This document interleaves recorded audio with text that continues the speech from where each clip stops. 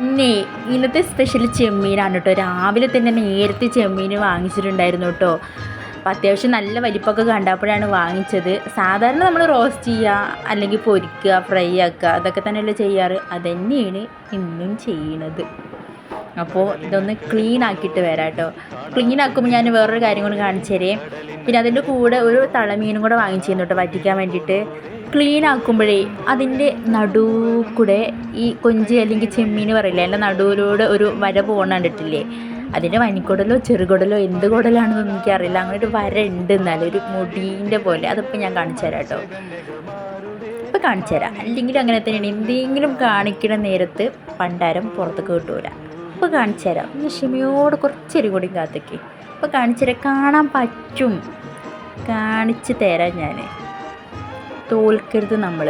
എന്തായാലും ഇപ്പം തന്നെ കാണിച്ചു തരാം. കണ്ടോ, ഒരു നൂല് പോലൊരു സംഭവം, ഒരു ശരിക്കും ഇതിനുള്ളിൽ കൂടെ ഒരു ബ്ലാക്ക് ഇങ്ങനെ ഒരു മുടീൻ്റെ പോലെ ഇങ്ങനെ നമുക്ക് കാണാൻ പറ്റും കേട്ടോ.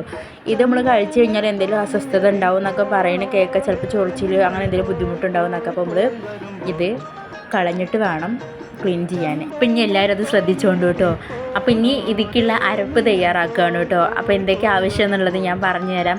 2 തക്കാളി എടുത്തിട്ടുണ്ട്, 2 വലിയ ഉള്ളി എടുത്തിട്ടുണ്ട്, പിന്നെ പച്ചമുളക് എടുത്തിട്ടുണ്ട്, ഒരു 3 എണ്ണം. ആവശ്യത്തിന് ഇങ്ങനെയുള്ള എരിവിനനുസരിച്ച് എടുക്കാം കേട്ടോ. പിന്നെ വെളുത്തുള്ളി, ഇഞ്ചിൻ്റെ ആവശ്യമില്ല. പിന്നെ നന്നായിട്ട് പേസ്റ്റ് പോലെ അരഞ്ഞു പോകേണ്ട, ജസ്റ്റ് ഒന്ന് ക്രഷ് ചെയ്തെടുത്താൽ മതി. എന്നാൽ അരയും വേണം, അരയാതിരിക്കാനും പറ്റില്ല. അങ്ങനെ ഒരു പരുവത്തിലാവണം കേട്ടോ. ഈ ചട്ടിയിലോട്ട് മാറ്റിയിട്ട് ആവശ്യത്തിന് വെള്ളം ഒഴിക്കുക. എന്നിട്ട് ആവശ്യത്തിന് മഞ്ഞൾപ്പൊടിയും മുളക് പൊടി കുറച്ച് മതി കേട്ടോ. ഒരു നിറത്തിന് മാത്രം. വേണമെങ്കിൽ കാശ്മീരി ഉപയോഗിക്കാം, വേണമെങ്കിൽ കേട്ടോ. ഞാൻ സാധാ മുളക് പൊടിയാണ് ഉപയോഗിച്ചിട്ടുള്ളത്. പിന്നെ ആവശ്യത്തിന് ഉപ്പും കുറച്ച് മല്ലിപ്പൊടിയും ഇട്ടിട്ട് നന്നായിട്ട് മിക്സ് ചെയ്യുക കേട്ടോ. ഇനി ഒരു 3 തണ്ട് കറിവേപ്പിൻ്റെ എല്ലാം കൂടെ ഇട്ടിട്ടുണ്ട്. പിന്നെ നന്നായിട്ട് മിക്സ് ചെയ്യുക. പിന്നെ അടച്ച് മുട്ടിയിട്ട് നേരെ അടുപ്പത്തോട്ട് കേട്ടോ.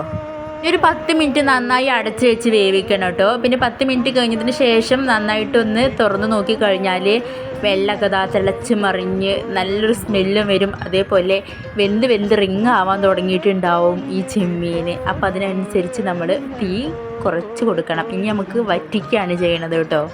എന്നിട്ട് പിന്നെയും ഇളക്കിക്കൊണ്ട് തന്നെ ഇരിക്കണം.